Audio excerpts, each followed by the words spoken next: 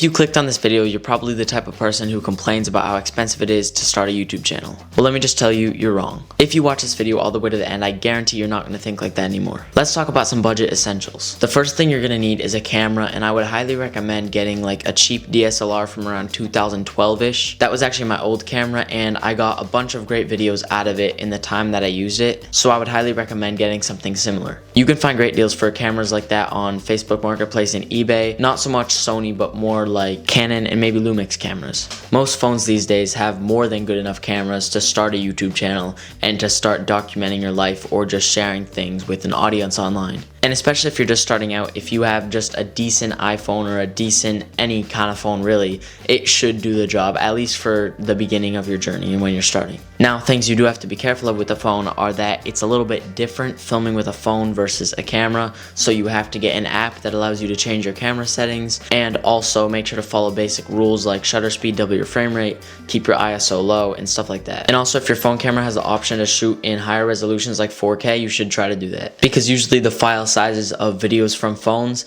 even if you're filming in 4K, they're not going to be that big. Compared to if you're filming in 4K with the camera, they're going to be really big. These are just a few shots from my old Canon T3i I used to use that came out in 2011. Another thing I would recommend is if you do decide to stick with getting like a cheap DSLR, before you decide to try to upgrade your camera, I would recommend upgrading lenses instead. You'll be surprised how much the difference of a better lens makes versus a better camera. So if you have a little bit of extra money, you can either get like a 50mm prime lens or stuff like that. This video isn't like about nerdy specs and gear. I just want to let you guys know that. And now we're moving on to what's arguably the most important part of making YouTube videos or just videos in general, and that's lighting. Lighting is the main thing that will transform your videos from being garbage to being great. Now, I'm not going to recommend one of those TikTok ring lights, but you could use those if you really wanted to.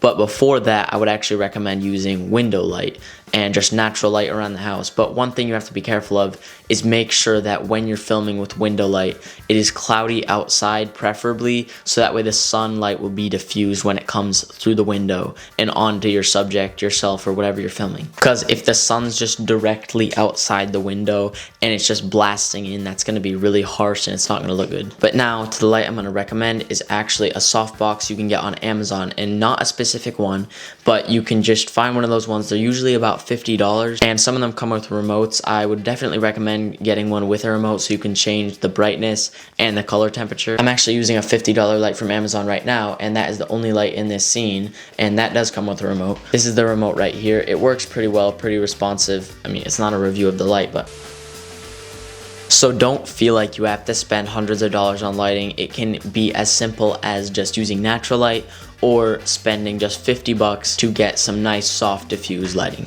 And I'm telling you, a cheap light like this one I'm using right now will get you farther than you would ever think. Don't underestimate it. Now you're at the point where you have a camera, you have lighting, but if you're going to be talking to the camera, you need some way to capture audio. So step 3, or the third part of the video, third thing I'd recommend you need is a microphone. If you do decide to stick with your phone, then I would recommend getting this $20 one. I'll link it in the description. I don't actually have one, but it's just a wireless microphone. I've heard it works pretty well. I've seen a video about it, and not necessarily that one in particular, but with those smaller brands on Amazon, a lot of them are basically the same, so I would just recommend getting one about in the $20 to $25 price range. But if you decide to get a camera, I'd recommend using the Rode Video Micro. It actually comes with two versions, the 1 and the 2. I only have version 1. It's $50. Version 2 is, I'm pretty sure, like $15 more.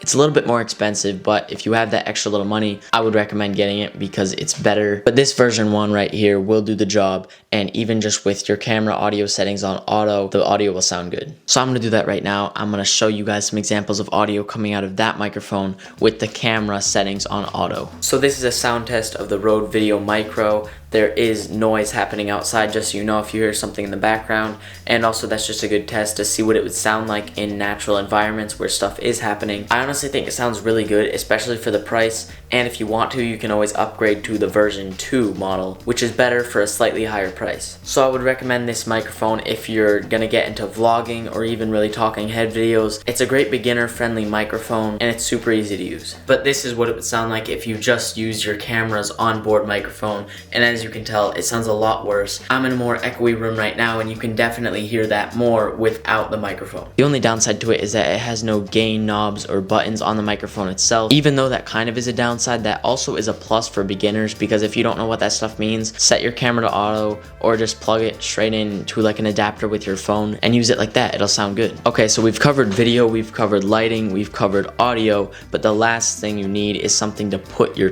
camera on, which would be a tripod. For a phone or camera, just get a $25 Amazon Basics tripod. Cheap tripods like that will fall apart after a lot of use. I've experienced that myself, but they do work great for a long period of time, and I would recommend them, especially if you have a phone. Even if you have a camera, they're good, but if you get a more expensive camera, I'd recommend getting like a slightly more expensive Neewer tripod. You can find them for under $100 still, just because it's not safe to be putting expensive gear on really cheap tripods. But I'd say they're great for most use cases and beginners, and they're really cheap, which is good. So that's everything you're looking for in a tripod for talking head videos like this. Basically anything besides panning and tilting, because those are mainly photo tripods and they're not meant for like movement with the camera. But if you're looking for cheap gear to start a YouTube channel, that's not going to be necessary anyway. So there you go. You got everything you need to film your first YouTube video. But before you click off, there's one thing you forgot about, which is actually editing the video. For editing software, I would recommend CapCut for like beginners, and then if you start getting more advanced, DaVinci Resolve, and both are free. Or at least both have free versions that have a lot of value and stuff you can use. I'll have the link to both of those in the description. Those two, at least in my opinion, are by far the best editing softwares for free. That's it. That's literally everything you need to make high quality YouTube videos by yourself. And if you did the math, you'll realize that you can find items in each category that add up to be less than $100 overall. And when you think about it, you probably spend a lot of money on other dumb stuff you don't need, so why not spend it on something beneficial? Now that you have no excuses, stop watching YouTube and go make some videos.